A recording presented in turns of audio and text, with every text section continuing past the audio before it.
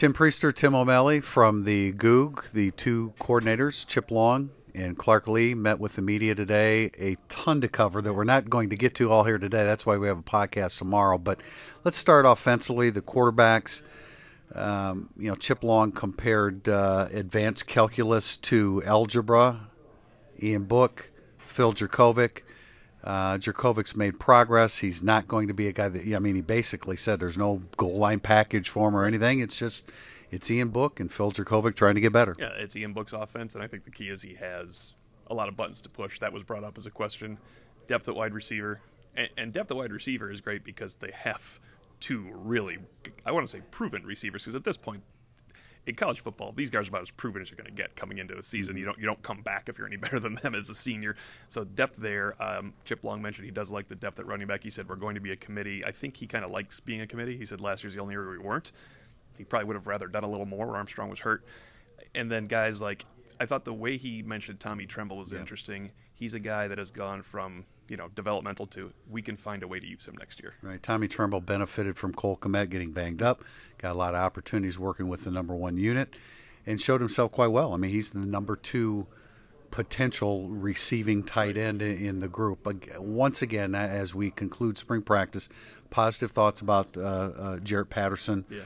At center. I want to jump over to the defense, though, because I thought it was kind of interesting. I asked about Rover and Owusu Koromoa and Moala. I thought it was interesting that he said Moala, when talking about nickel, that both of them could stay on the field. But that's why I always felt that Moala would be a guy that could stay on the field potentially. Yeah, I think if Sean Crawford isn't close to Sean Crawford, you see, and it'll be hard for him to be at the beginning or for 12 games, that they're going to have to mix and match a little bit in there. They like the safety body.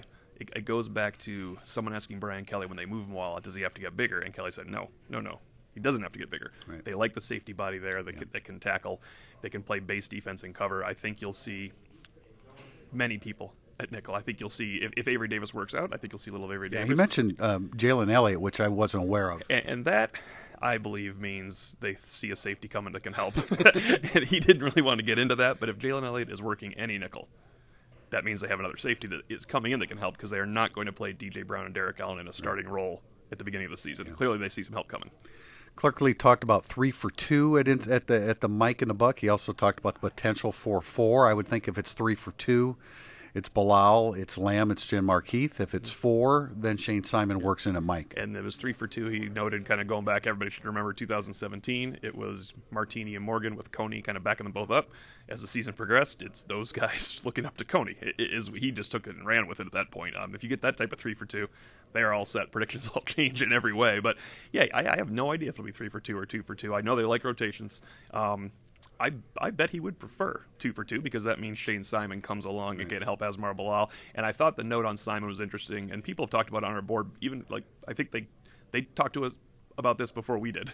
He grew out of Rover. Yeah, I really wasn't sure that was necessarily the case, but he pretty much confirmed that. Yeah, he grew out of it, and they like the way he's kind of played inside.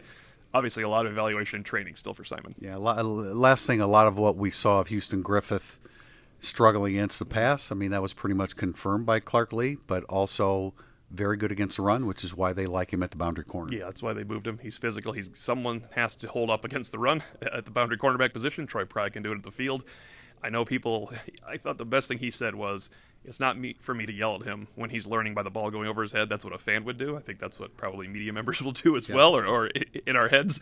But his job is to teach him how that won't happen next time. And I know they are committed to Houston Griffith at this point, because they certainly like what he physically brings to the position. A ton more to talk about. We'll address that in the podcast, as well as previewing the Blue Gold game on Saturday, April 13th.